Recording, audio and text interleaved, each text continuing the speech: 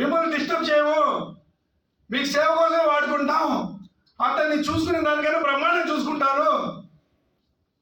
ఆయన ముఖ్యమంత్రి అవుతే పిచ్చోళ్ళారా వాలంటీర్సా?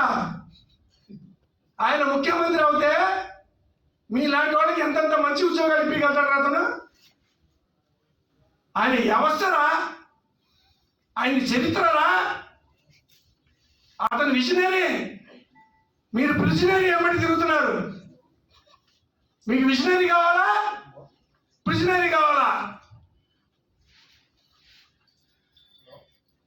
అన్నాదమ్ములు కుటుంబ సభ్యుల్ని ప్రేమించేవాడు కావాలా, బాబాయిని చంపినవాడు కావాలా?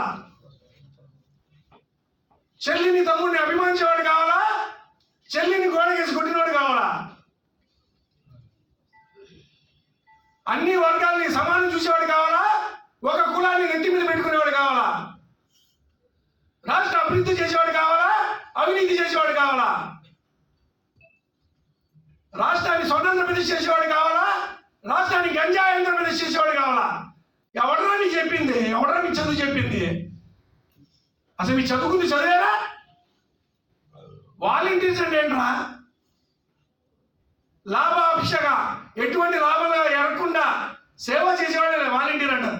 మీరు డబ్బులు దొబ్బుతున్నారు. ఇటు ప్రభుత్వ డబ్బులు అంటే ఎవరి? జగన్మోహన్ రెడ్డియా, నజీరియా, లేదా అప్పారావు సుబ్బారావు? కాదురా నాయన. మీ నాన్న కట్టి కరెంట్ బిల్లు మీ నాన్న అడుగు. నాన్న 2014 మన కరెంట్ బిల్లు ఎంత? నేను గాలికి తిరిగాను, నాకు తెలియదు అని అడుగు. నాన్న లేదా అమ్మ 2019 మన గ్యాస్ ఎంత కొన్నాం, ఇప్పుడు ఎంత కొంటున్నాను? మీ అమ్మని అడుగు. అక్క ఇంట్లో పప్పు ధాన్యాలు తెచ్చుకునేవాళ్ళం, నాన్న ఎంత ఇస్తే తెచ్చేదాన్ని, ఇప్పుడు ఎంత చేస్తున్నాడు? మీ అక్కని అడుగు. 5,000 కోసం రాష్ట్రాన్ని తాకట్టు పెడుతున్నారు కదా. అది కాకుండా వాళ్ళ దగ్గర నుంచి మిమ్మల్ని ప్రబలంలో పెడుతూ బయట వింటున్నాం, మీకు సెల్ ఫోన్లు ఇస్తున్నారంట, డబ్బులు ఇస్తున్నారంట. జనాల దగ్గర దొబ్బిన డబ్బులు ఎన్నన్నా ఇస్తారా, కానీ మీకు భవిష్యత్తు ఇలేడరా. అర్థం చేయించుకోండి రా. నా కర్మ. ఈ రాష్ట్రాన్ని సర్వనాశనం చేస్తున్నారు కదా మీరు కూడా వాటితో కలిసి. చివరిగా ఎలక్షన్ కమిషన్ ఆఫ్ ఇండియాకి అవసరమైతే ఢిల్లీ కూడా వెళ్తా నేను. బాబు జగన్ నుంచి కాపాడటం కాదు, మాకు ఈ వాలంటీర్ల నుంచి కాపాడండి బాబు అని. మాకు జగన్ కాదు, అలాంటి క్రిమినల్ని నెత్తి మీద పూజిస్తున్న ఈ వాలంటీర్ నుంచి ఈ రాష్ట్రంలో ఉన్న 5,76,66,000 మంది జనాభా.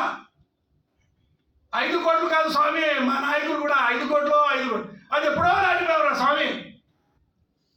5,76,66,000 మంది జనాభాని ఈ దుష్టపాల నుంచి ఈ 2,55,000 వాలంటీర్లు అజ్ఞానులు అమాయకులు అనలేవు. ఎందుకంటే ఒక్కసారి వాలంటీర్కి చెప్తాం నువ్వు తప్పు చేస్తున్నావు అని, 2 సార్లు చెప్తాం, 3 సార్లు చెప్తాం, అనేక సార్లు కూడా నాయన నువ్వు తప్పు చేయవద్దురా, అది అశుద్ధిరా, తొక్కొద్దురా అంటే నేను తొక్కుతాను, పూసుకుంటాను, రాసుకుంటానంటే ఎవడు ఊడుకుంటాడు స్వామి?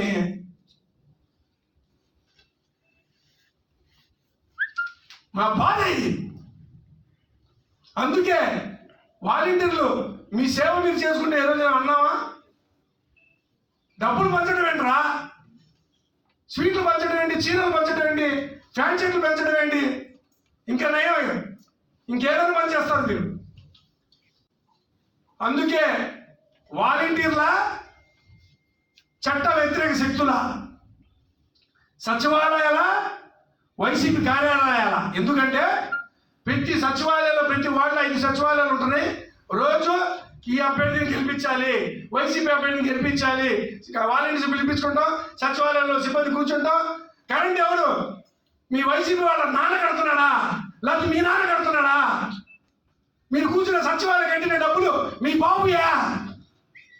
వాటి రంగులేసింది మీ బాబుయా. వైసీపీ ఆఫీస్లో కూర్చొని మాట్లాడండి. మా అందరి డబ్బాయి